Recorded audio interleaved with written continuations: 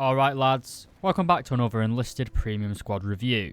Today we're going to be taking a look at the Pz.IIIN, a premium medium tank for the Axis team in the Tunisia campaign. This tank is available for 4,900 Golden Eagles, which is roughly €50 or $50, which certainly is a lot to pay, especially for a squad. War Thunder Enlisted works slightly differently.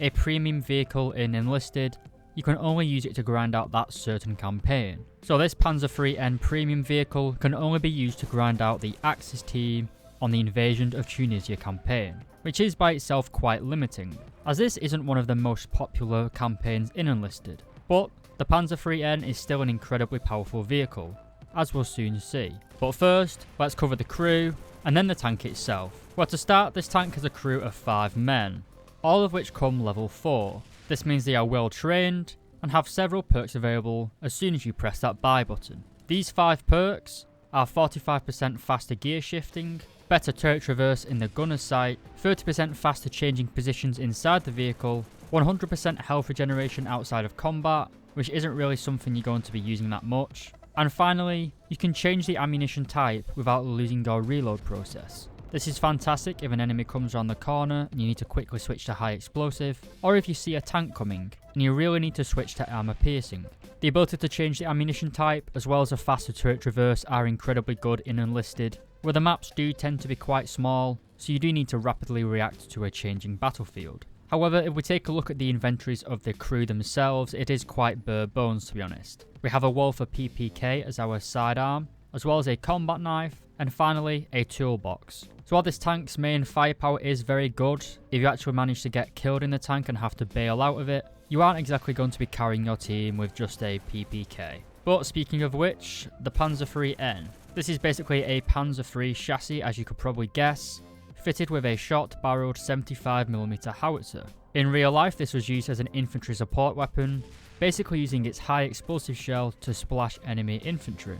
And this is the role that the Pz.IIIN succeeds in Enlisted, just causing catastrophic damage to enemy infantry. As I said, your main weapon is the 75mm howitzer, or the KWK-37. This gun comes with 2 types of ammunition, high explosive and APC-BC. The former is used for infantry, and the latter for piercing the armour of enemy tanks. Due to this gun's muzzle being 75mm, it contains a lot of high explosive filler in the high explosive round. This gives it incredibly good splash damage, and you can aim pretty much a meter away from an enemy infantry player, and you're probably still going to kill them. This compared to some of the other tanks available to the Italian or German team, which are usually fitted with small caliber 37mm guns or 50mm guns, and the Pz.IIIN has a distinct advantage when it comes to dealing with enemy infantry, because you've just got so much high explosive in those rounds. This has led to quite a bit of controversy in the Enlisted community, as this tank is seemingly the best tank available for the Axis team, apart from the Panzer IV,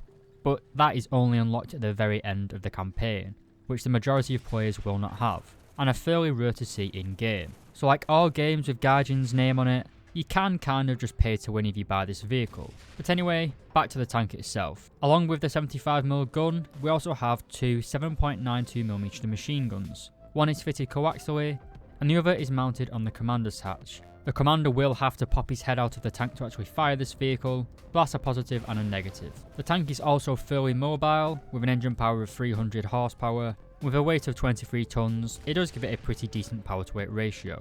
It also has a maximum speed of 53.4 km per hour. But speed isn't really that important in Enlisted. The games are rather more infantry paced rather than vehicle paced, so it's more your firepower and armour that is important in this game. And speaking of which, let's go over the armour itself. Well, the Pz.IIIN has applique armour added on top of it. We can see here that our base armour is 50mm thick. However, we have another armour plate on top of this. This is 20mm thick, which gives you a combined armour total of 70mm. Most of the early tanks on the British or American teams will not be able to penetrate this frontal armour, as again, they are armed with small caliber guns, mainly 40mm. This means the Pz.IIIN is pretty survivable from the front, but if we move up to the turret, our armour performance does drop down a little bit, down to 50mm. While not terrible, it is a little bit weaker, and if an enemy tank gets close enough, they will probably still be able to penetrate you here. Well, that's all the stats, lads. But is it actually worth buying this vehicle?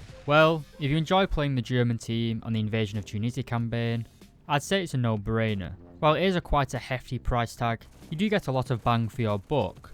I got this vehicle, as you can tell, so it obviously is pretty decent at grinding. However, I am more of an Allied main really, I don't really play the German team, so it was quite hard to justify the purchase. I can't tell you whether it's going to be a good fit for you or not. If you like playing the German team, then absolutely no-brainer. But apart from that, lads, gonna try and keep this video short and sweet, so I hope you enjoyed. If you liked it, please do consider leaving a like and subscribing, and be sure to let me know down below in the comments what squad you would like to see reviewed next. And finally, thank you very much for watching. I'll see you later.